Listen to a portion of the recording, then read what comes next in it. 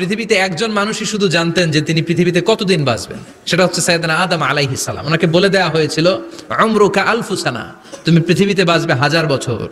কয় বছর? সাইয়েদনা আদমের সামনে অনেকগুলো রুহু রাখা হলো। সাইয়েদনা আদম বললেন, এরা কারা?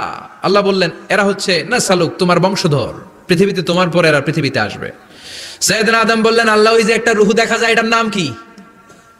আল্লাহ বললেন, হাদা ইবনুকা দাউদ, এটা তোমার ছেলে দাউদ, সে দুনিয়াতে নবী হয়ে আসবে, তার ছেলে সুলাইমানও নবী হয়ে আসবে। সাইয়েদনা আদম বললেন, মাবুদ, আমার ছেলে দাউদের কত বছর হায়াত আপনি দিয়েছেন? আল্লাহ বললেন, 40 সানা, মাত্র 40 বছর, 4 ইয়ার্স, 40 বছর তোমার ছেলেটা বাঁচবে। ও আল্লাহ, আমি বাঁচবো কয় বছর? তুমি বাঁচবা 1000 বছর। সুবহানাল্লাহ। সাইয়েদনা আদম বললেন, মাবুদ, এত ফুটফুটে সুন্দর আমার ছেলে দাউদ, মাত্র 40 বছর দিলেন কেন? জিদ মিন উমরিহি, বাড়ায়া দেন।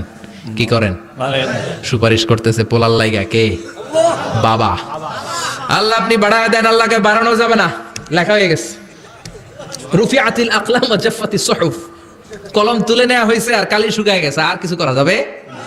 সাইয়েদনা আদম বললেন, মাবুদ, আমার 1000 বছর কেন দিলেন? আমার এই সুন্দর ফুটফুটে ছেলেটারে মাত্র শুধুমাত্র 40 বছর কেন দিলেন? ও মাবুদ, আমার 1000 বছরের দরকার নাই, আমার 1000 বছর থেকে 60 বছর আমি আমার ছেলেরে দিয়ে দিলাম। দাউদ আলাইহিস সালাম বাঁচবে 40 বছর, তো বাপ আদম যদি আরো 60 দেয়, 40 আর 60 মিলে কত হয়? 100। ভালো হিসাব বুঝে 100। আর আদম আলাইহিস সালাম পেয়েছিলেন 1000 বছর, 60 কমে গেলে রইল কত? 940 বছর পৃথিবীতে থাকার পরে মালাকুল মাউত চলে এসেছে। কারণ এটা on time, the death will come on time, it never late, কখনো দেরি হয় না। আল্লাহ বললেন, লিকুল্লি উম্মাতিন আজালুম ফাইযা জাআ আজালুহুম লা ইস্তাখিরুনা সাআতান ওয়া লা ইস্তাকদিমুন। মৃত্যুর একটা নির্ধারিত সময় আমি বেঁধে দিয়েছি, অন টাইম, অন টাইমেই চলে আসে, 1 সেকেন্ড আগেও আসবে না, 1 সেকেন্ড পরেও আসবে না।